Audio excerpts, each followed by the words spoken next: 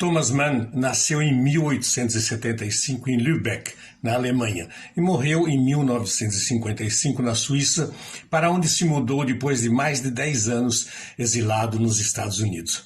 Como muitos escritores importantes da época, teve seus livros queimados pelos nazistas em 1933 em uma patética demonstração da insanidade e da ferocidade dos adeptos de Hitler. Considerado por muitos um dos maiores romancistas da literatura mundial, publicou Os Buddenbrock, A Montanha Mágica, José e seus Irmãos e Morte em Veneza, entre outros. Em 1929, foi agraciado com o Prêmio Nobel.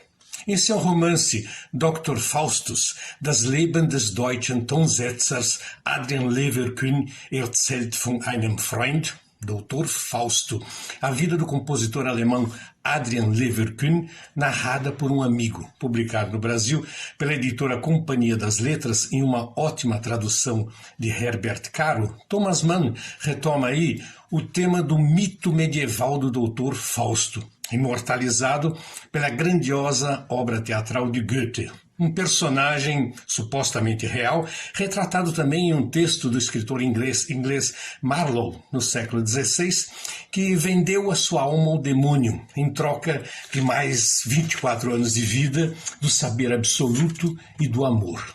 Thomas Mann, por sua vez, relata a história da vida do compositor Adrian Leverkühn, que também fez um pacto com o demônio, conduzida por seu amigo e agora biógrafo Serenus Zeitblom.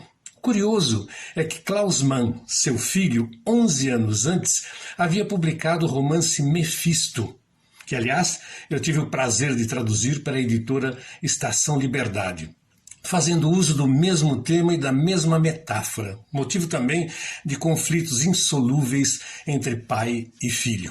Na versão de Klaus, um ator se entrega de corpo e alma aos objetivos nazistas, em troca de fama, dinheiro e poder. O Fausto de Thomas Mann pode ser entendido como, por outro lado, como uma alegoria da Alemanha, de uma cultura tão ampla e valiosa que se entrega cegamente à sanha destrutiva e ao ímpeto animalesco dos senhores nazistas, os novos demônios que levaram o povo alemão, a Europa e a humanidade ao caos e à aniquilação. Numa reverência fanática às divindades das profundezas do inferno e do martírio. Adrian é uma espécie de símbolo do gênio alemão personificado através da música, almeja compor algo inteiramente novo, que supere tudo o que existe, revogando até mesmo a Nona Sinfonia de Beethoven, a Ode à Alegria, invertendo-a, alcançando assim o mais extremo acento de pesar, o auge da desolação, que soará como o lamento de Deus. E Adrian consegue, por fim, terminar esta obra extrema com o título de Lamentação do Doutor Fausto, com o auxílio do diabo, com o qual, como já foi dito, fez um pacto, mas com a cláusula cruel de que jamais poderia amar alguém. E, de fato, algumas pessoas por quem ele sente amor morrem de repente, como se atingidas por alguma praga demoníaca. Serenus descreve Adrian como um ser frio, introspectivo, indiferente, soberbo, arrogante, ambicioso e sempre acima de todos, e genial. E nutre por ele um amor incondicional, profundo, que suplanta até mesmo o que ele sente por sua mulher e pelos filhos. E de maneira quase obsessiva, dedica-se a zelar pela vida extraordinária e misteriosa de Adrian, sempre isolado, melancólico, doente e envolvido unicamente com a música.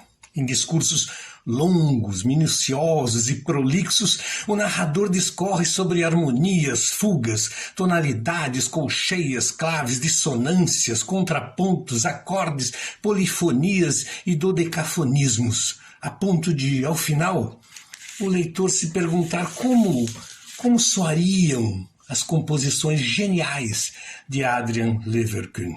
Um dos recursos do autor é narrar os fatos em uma cronologia dupla, a vida dos personagens e a história da Alemanha, culminando com a morte de Adrian em 1941, O final da Segunda Guerra, em 1945, é a revelação das atrocidades cometidas pelos alemães que estiveram a ponto de conquistar o mundo, graças a um pacto assinado com o próprio sangue.